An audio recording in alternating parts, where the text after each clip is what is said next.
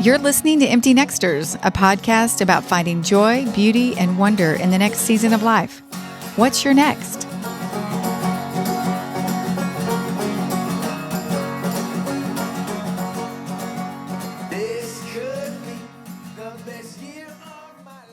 Well, hello, everyone, and welcome to the Empty Nexter podcast. I'm your host, Shelley, and I am so excited to have you here today on our Empty Nexter short. I hope that this next few moments brings a lot of joy, encouragement, maybe some laughter, maybe, I don't know, I hope not a few tears, but hey, sometimes we need a good cry, and I'm there for that because I've had several in my journey, and sometimes it's an okay thing to have a good cry, but hopefully you'll come away feeling inspired and encouraged today. So let me ask you a question. When you read the title of today's episode, did you go, what does that really mean? Did you laugh? Did you just scratch your head and go, yeah, Shelley has the weirdest, quirkiest titles to her podcast episodes. And you know what? Yay, because that's the goal. I try really hard that when I do these Nexter shorts, I want them to be kind of thought-provoking because I always kind of sit up and take notice when I see something that they frame it or they phrase it in a way that causes me to go, I wonder what they're getting at with that. So with that being said, today's episode is titled, In the Voice and the Sound of NSYNC. Bye-bye buds. That's right. Let's dive in. And for those of you who don't know who NSYNC is, I'm sorry. Google them.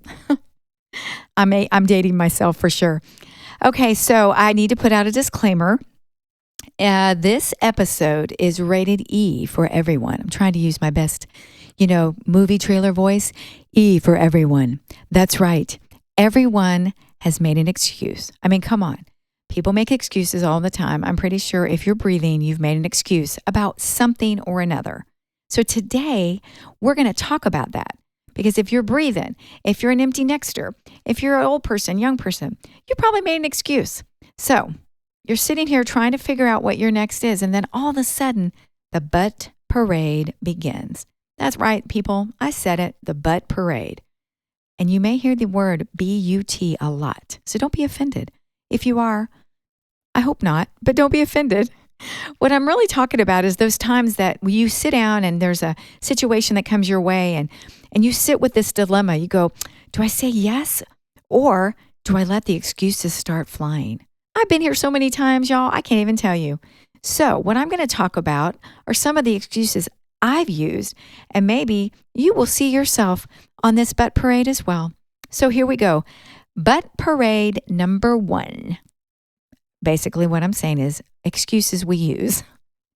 Number 1, I can't speak well. Have I heard this one? Have I said this one? And you know what's funny? Here I sit talking to people on a microphone. Look at God. I tell you what, he'll take the things that we think are the weaknesses in us and he'll turn them around and he'll use them. If we will say, God, take me, I'm available. But guess who else struggled with that? Yep, you know him. He's in the Bible. His name is Moses. That's right, our guy Moses. Moses 4:10. He says something kind of like this. You want me, the guy who can't speak well, to go to the most powerful man in Egypt? I can't even make out a sentence. That was the scenario. But you know what happened because Moses decided to use excuses? Y'all know the story. God used Moses' brother Aaron instead. I don't want somebody else to do what I was supposed to do because I made excuses. I want to say yes. I want to say yes even when I'm afraid, but sometimes it's so hard. Can y'all relate? Like if God says, Shelley, start a podcast.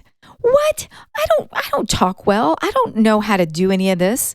I don't want somebody down the road to take it and do it. I want to do it. I want to find the joy of doing that. But it takes me saying yes and to get myself off of that butt parade and say yes without excuses. I want to be used for God's purpose. Don't you? All right, come on now. You know where I'm going with this, see? All right, so basically what we're learning from this lesson from Moses, he's not looking for perfectly polished people. Nope. He's looking for availability and obedience. And so I have a friend, my whole journey with her, 30 plus years, she said the phrase, I'm available. Well, let me tell you something. I started saying that phrase too. I encourage you to do it as well, but I want to do a little disclaimer again. When you say I'm available, I'm pretty sure God's going to take you at your word. That means he's going to put you in situations and circumstances because you said you're available. He's going to say, Tag, I need you to go right here. And you're going to go, what? Wait a minute, God. Hold on a second. But I don't talk well, but I don't speak well in front of people, but I don't know what, ... You can fill in the blank. But we said we're available. But when the time comes, we want to put conditions on it. Oh, I've been there so many times. How many of y'all can say yes? I've been there too. Come on, man. Remember, we're saying bye-bye to butts. That's right. You're out of here. All right.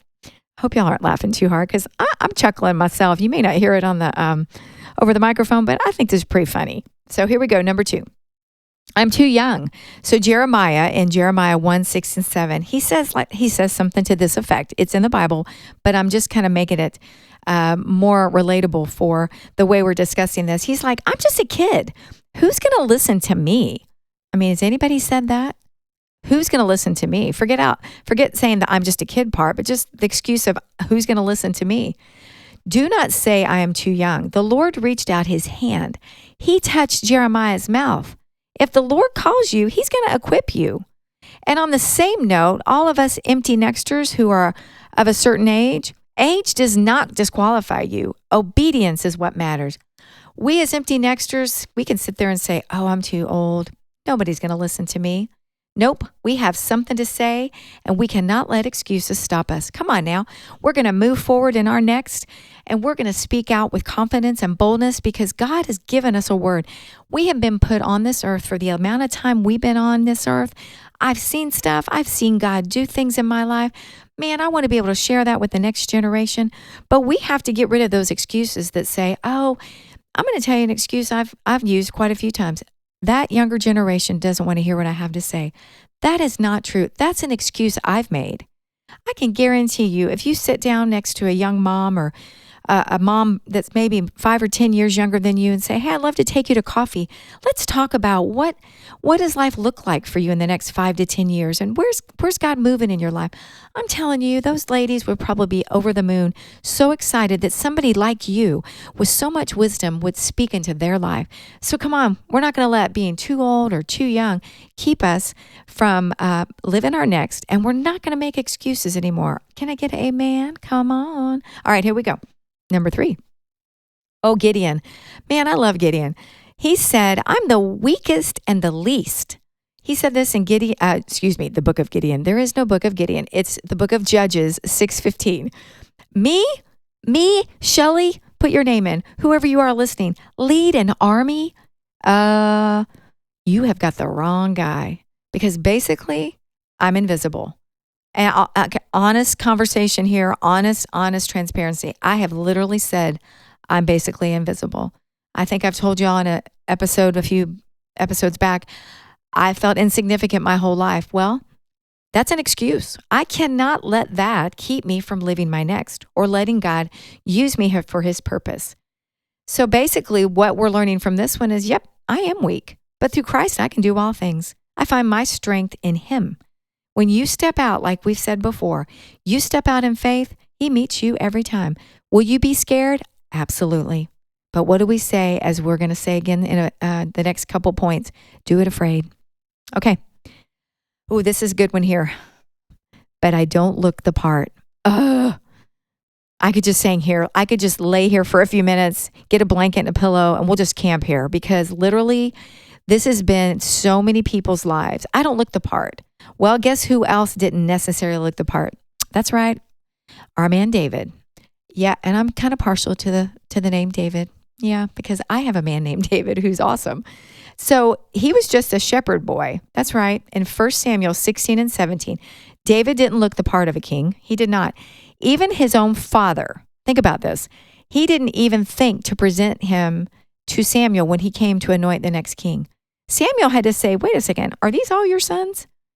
You know, we've talked about David was out in the back 40, just loving on them sheep and playing his harp, doing the things he was told to do, serving God while he was waiting to be called up to be king. I'm pretty sure he didn't think that was coming.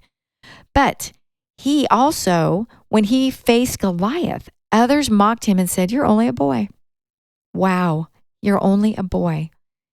but God had already chosen him. David didn't let an excuse of, I'm only a boy. He took those smooth stones. He put that stone in that slingshot, and that was it for Goliath. Man, God anointed David not for his looks or his strength, but for his heart. Oh, it had nothing to do with, but I don't look the part. So what does that mean anyway? I don't look the part. What is that even what does that look like to y'all? If we get our cues from the world, I can guarantee you we will never look the part. We will never be tall enough, thin enough, dress the right part, speak the right way, whatever. We cannot let that be our measuring rod. We have to trust that God will give us the right thing at the right time. But we can't let that be our excuse anymore. Remember? Bye-bye buts. That's right. So the other thing I want to put on here is 1 Peter 3:3-6 says, your beauty should not come from outward adornment. Rather, it should come from the inner self, unfading beauty, the beauty of a quiet, gentle spirit. That is worth so much in God's sight. Now, come on, somebody say amen to that. That's what we need to look for. Do we want to look nice? Absolutely. I'm a girl. I like my nails done. I like my hair done, all the things. But that cannot be. I don't want to make excuses. And God says, okay, Shelley, why don't you just sit over there? I'm going to use that person because you made so many excuses. God, help our hearts. I want to be used so well by Jesus. Come on, can y'all say yes to this? Can we say bye-bye to excuses? Y'all thought I was going to say bye-bye butts. All right, then the last one, which I don't want to negate this one because this is a real deal. I'm scared. I think we've all said that. We're all scared. There's moments when that fear can grip us. Well, guess who else dealt with that? Esther. That's right. She faced death. Even speaking up in Esther 4:11-16, she risked her life by approaching the king to save her people. She was scared, but God chose her, and she had obedience. And she even said the phrase, if I perish, I perish. Oh, come on, y'all. I want to be like Esther. I want to do it afraid. We've said that so many times on the podcast. We do things afraid all the time. The adventures, the figuring out our next, the young ones coming up behind us. Let's do it afraid. Let's just don't make excuses, right? Let's just do this. We can do this. All right. So, one of the ladies in my crew said a statement that I just thought fits so well with what we're talking about. She said this phrase, proximity changes perspective. That's right. I'm going to say it again. Proximity changes perspective. So that stopped me in my tracks a second when I was thinking about this whole episode about excuses. When you think about distance or proximity, it can distort, but proximity changes our perspective. When you see something way far down and it looks very cloudy and it's not in focus, and then all of a sudden it gets closer and closer, that changes how you see it. Well, the word proximity simply means nearness in time, space, or relationship. And perspective simply means your point of view. So in my mind, if I, Shelley, if you put your name in, stay close in proximity to Jesus, my perspective will change. I will see him closer because I am closer to him. He won't be so far away that I can't quite make out where he's at. Come on now. I want to see him so close. I want to have such a close nearness to him. All those excuses will not have such a hold on me, but it's my choice. You've heard that statement that you are as close to Jesus as you want to be? That's right. Well, James 4:8 says, draw near to God and he will draw near to you. We have to make the move. He hasn't left. But when he asks us to do something, it seems as though we make excuses. And every time I make an excuse, I'm personalizing this, I move just a little further away from him. And then that proximity gets a little wider, and I don't see him or hear him as close as I used to. So that Holy Spirit thing that I usually have, it just it's not there as strong. And so those excuses come. Oh, I don't want to do that anymore. Come on, Empty Nexters, we don't want to do that anymore. We want to stay in such proximity to Jesus that those excuses don't have any room. That's right. He's sitting so close to me that when he taps me and says, Shelley, are you available? I'm like, absolutely, Lord. I'm almost afraid to say that because sometimes he will put us in places that we feel so uncomfortable. But remember, it's about giving him glory. There are things inside of you he wants to use. There are talents and giftings that he's waiting for you to say, Again, like we've said before, put me in, coach. I'm available. Oh, come on. Come on, Nexters. I'm so excited. I want to see all of y'all walk in your purpose. But we're saying bye-bye to butts. So I'm going to ask you a question. What excuse has been holding you back? And where have you been saying but when God is saying go? So if I've made you laugh today, yay! If I've made you squirm, because I've squirmed a little, I think that's a win. So share this episode with your favorite butt maker. That's right, I said it. Do it in a loving way, of course. And let's all keep moving forward with God. No buts about it. So go out and have a great one and live your best next. Love y'all.